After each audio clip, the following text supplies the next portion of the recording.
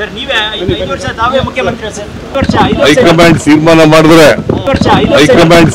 ಮಾಡಿದ್ರೆ ಸಿದ್ದರಾಮಯ್ಯನವರು ಇವತ್ತು ಮಂಗಳೂರಿಗೆ ಬಂದಿಳಿದ್ರು. ಮಂಗಳೂರಲ್ಲಿ ಮಾಧ್ಯಮದವರು ರಾಜ್ಯಾದ್ಯಂತ ಚರ್ಚೆ ಆಗ್ತಾ ಇರುವಂಥ ದಲಿತ CMನ ಬಗ್ಗೆ ಪ್ರಶ್ನೆ ಮಾಡಿದರು. ಹಾಗೆಯೇ ರಾಜಣ್ಣ ಅವರು ಸಿದ್ದರಾಮಯ್ಯನವರೇ 5 ವರ್ಷ CM ಆಗಬೇಕು ಅಂತ ಬಯಸ್ತಾ ಇದ್ದಾರೆ, ಏನು ಹೇಳ್ತೀರಾ ಅಂತೆಲ್ಲ ಕೇಳಿದರು.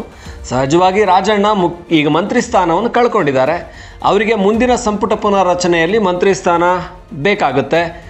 ಇಲ್ಲ ಅಂತ ಹೇಳಿದರೆ ಸಿದ್ದರಾಮಯ್ಯನವರನ್ನು ಮಾತ್ರ ಅವರು ಮೆಚ್ಚೋದಕ್ಕೆ ಸಾಧ್ಯ, ಬೇರೆ ಯಾರೂ ಅವರಿಗೆ ಆಪ್ತರಿಲ್ಲ.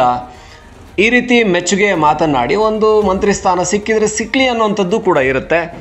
ಜೊತೆಗೆ ಸಿದ್ದರಾಮಯ್ಯನವರ ಮುಖ್ಯಮಂತ್ರಿ ಸ್ಥಾನ ಏನಾದರೂ ಹೋಗುತ್ತಾ, ನವೆಂಬರ್ ಕ್ರಾಂತಿಯಲ್ಲಿ ಬದಲಾಗುತ್ತಾ ಅನ್ನೋ ಪ್ರಶ್ನೆಗಳಿದ್ದಾವೆ. ಯಾಕೆಂದರೆ ಈಗ DK ಶಿವಕುಮಾರ್ ಅವರು ಬಿಹಾರ ಚುನಾವಣೆ ಮುಗಿದ ಕೂಡಲೇ, ರಿಸಲ್ಟ್ 14ಕ್ಕಿದೆ, ಆದರೆ ಮುಗಿದ ಕೂಡಲೇ 11ಕ್ಕೇ ಅವರು ರಾಹುಲ್ ಗಾಂಧಿಯವರ ಹೈಕಮಾಂಡ್ನ ಸಮಯವನ್ನು ಕೇಳಿದ್ದಾರಂತೆ.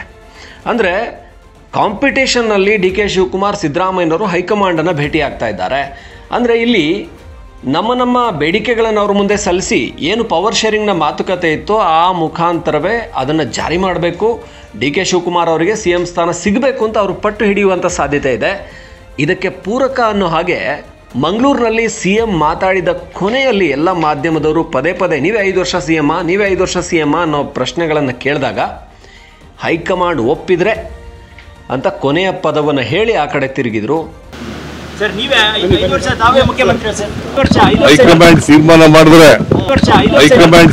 ಮಾಡಿದ್ರೆ ಅಂದರೆ ಈಗಲೂ ಸಿದ್ದರಾಮಯ್ಯನವರಿಗೆ DK ಶಿವಕುಮಾರ್ ಅವರಿಗೆ ಗೊತ್ತು 5 ವರ್ಷದ ಅವಧಿ ಪೂರ್ಣ ಆಗಬೇಕು ಅಂದರೆ ಹೈಕಮಾಂಡ್ನ ಕೃಪಾ ಕಟಾಕ್ಷ ಬೇಕು ಅಂತ. ಆದರೆ ಸಿದ್ದರಾಮಯ್ಯನವ್ರಿಗಿರುವಂಥ ಒಂದೇ ಒಂದು ಮಹಾಬಲ ಅಂತ ಹೇಳಿದರೆ ಶಾಸಕರದ್ದು. ಶಾಸಕರು ಯಾರನ್ನು CM ಆಗಬೇಕು ಅಂತ ಹೇಳ್ತಾರೋ ಅವರೇ CM ಆಗೋದು, ಹೈಕಮಾಂಡ್ ಕೇಳೋದು ಶಾಸಕರ ಮಾತನ್ನೇ. ಹಾಗಾಗಿ ಶಾಸಕರು ನನ್ನ ಪರ ಇರೋದ್ರಿಂದ ನಾನು CM ಆಗಿ ಮುಂದುವರಿತೀನಿ ಅನ್ನೋದು ಸಿದ್ದರಾಮಯ್ಯನವ್ರಿಗಿರುವಂಥ ಗ್ಯಾರಂಟಿ. ಹಾಗಾಗಿ ಎಲ್ಲರ ಮುಂದೆ ಹೈಕಮಾಂಡ್ ಒಪ್ಪಿದರೆ CM ಆಗ್ತೀನಿ ಅಂತ ಹೇಳ್ತಾ ಇದ್ದಾರೆ. ಅಂದರೆ ಹೈಕಮಾಂಡ್ನ ಶ್ರೀರಕ್ಷೆ ಕೂಡ ಬೇಕು. ಯಾಕಂದರೆ ಈಗ ರಾಹುಲ್ ಗಾಂಧಿ ಕೆಲವೊಮ್ಮೆ ತಮ್ಮ ಸ್ವಂತ ನಿರ್ಧಾರವನ್ನು ತಗೊಂಡ್ಬಿಡ್ತಾರೆ. ಈಗ ರಾಜಣ್ಣನವರನ್ನು ಒಂದೇ ಸಾರಿ ಇದ್ದಕ್ಕಿದ್ದ ಹಾಗೆ ಹಾಸನ ಉಸ್ತುವಾರಿನೂ ತೆಗೆದರು, ಅದಾದಮೇಲೆ ಮಂತ್ರಿ ಸ್ಥಾನದಿಂದ ಅವ್ರನ್ನ ಇಮಿಡಿಯೇಟ್ ತೆಗೆದರು. ಸಿದ್ದರಾಮಯ್ಯನವರು ತಮ್ಮ ಆಪ್ತ ಸಚಿವನನ್ನು ಉಳಿಸ್ಕೊಳ್ಳೋಕ್ಕಾಗಲಿಲ್ಲ. ಯಾಕಂದರೆ ಅದೇ ರಾಹುಲ್ ಗಾಂಧಿಯವರ ವೋಟ್ ಅಧಿಕಾರ ಏನಾಗಿತ್ತು ಅಥವಾ ವೋಟ್ ಚೋರಿ ಅಂತ ಏನು ಪ್ರತಿಭಟನೆ ನಡೆಸ್ತಾ ಇದ್ರು, ಆ ವಿಚಾರದಲ್ಲಿ ಎಲ್ರಿ ವೋಟ್ ಚೋರಿ ಆಗಿದೆ, ನಾವೇ ಇಲ್ಲಿ ರಾಜ್ಯದಲ್ಲಿ ಅಧಿಕಾರದಲ್ಲಿರಲಿಲ್ವ, ಅದು ಹೆಂಗ್ರಿ ಲೋಕಸಭೆಯಲ್ಲಿ ವೋಟ್ ಚೋರಿ ಮಾಡೋದಕ್ಕಾಗುತ್ತೆ ಅನ್ನೋ ಥರ ಮಾತಾಡಿದರು ರಾಜಣ್ಣ. ಅದಕ್ಕೇನೆ ರಾಹುಲ್ ಗಾಂಧಿ ಎದುರು ಮಾತಾಡಿದ್ದಕ್ಕೆ ಕೂಡಲೇ ಅವ್ರ ಮಂತ್ರಿ ಸ್ಥಾನ ಹೋಯಿತು. ಯಾಕೆ ಬೇಕು, ನಾನು ಹೈಕಮಾಂಡ್ ನನ್ನನ್ನೇ CM ಮಾಡುತ್ತೆ, ನಾನೇ 5 ವರ್ಷ ಅಂತ ಹೇಳ್ಕೊಂಡು ರಾಹುಲ್ ಗಾಂಧಿ ಏನಾದರೂ ಸ್ಟ್ರಿಕ್ಟಾಗಿ ಆ್ಯಕ್ಷನ್ ತೊಗೊಂಡು ಪವರ್ ಶೇರಿಂಗ್ ಒಪ್ಬಿಟ್ಟು DK ಶಿವಕುಮಾರ್ ಅವ್ರಿಗೆ ಪವರ್ ಕೊಡಿ ಅಂತಂದರೆ ಯಾಕೆ ಬೇಕು, ರಿಸ್ಕ್ ಅಂತ ಹಾಗೆ ಹೇಳ್ತಿದ್ದಾರೇನೋ ಗೊತ್ತಿಲ್ಲ. ಆದರೆ ಅವರ ಮಾತಲ್ಲಿ ಪೂರ್ತಿ ಕ್ಲಾರಿಟಿನೂ ಇಲ್ಲ, ನಾನೇ CM ಆಗ್ತೀನಿ ಅನ್ನೋದು. ಹೈಕಮಾಂಡ್ ನಿರ್ಧಾರ ಅನ್ನೋದನ್ನು ಕೊನೆಯಲ್ಲಿ ಹೇಳಿದ್ದು ಇಂಟ್ರೆಸ್ಟಿಂಗ್ ಅನ್ನಿಸ್ತಾ ಇದೆ ನವೆಂಬರ್ ಕ್ರಾಂತಿಯ ಹಿನ್ನೆಲೆಯಲ್ಲಿ.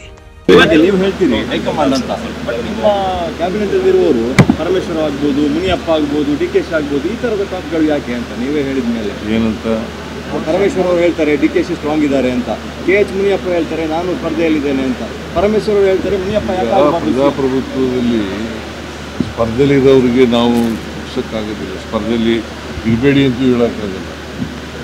ಪ್ರಜಾಪ್ರಭುತ್ವ ಹಕ್ಕು ನಾನು ಚೀಫ್ ಮಿನಿಸ್ಟರ್ ಅಭ್ಯರ್ಥಿ ಕ್ಯಾಂಡಿಡೇಟು ಅಂತ ಹೇಳ್ಕೊಳ್ಳಿಕ್ಕೆ ಅಂತಿಮವಾಗಿ ಹೈಕಮಾಂಡ್ ತೀರ್ಮಾನ ಮಾಡಿ. ನೀವು ಕೇಳ್ತಾ ಇರ್ತೀರಲ್ಲ, ಪದೇ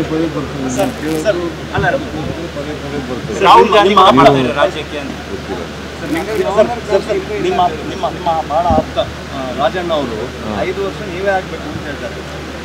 ಅದು ಅವರ ಸ್ವಂತ ಅಭಿಪ್ರಾಯ. ಸರ್ ನೀವೇ 5 ವರ್ಷ ತಾವೇ ಮುಖ್ಯಮಂತ್ರಿ ಸರ್.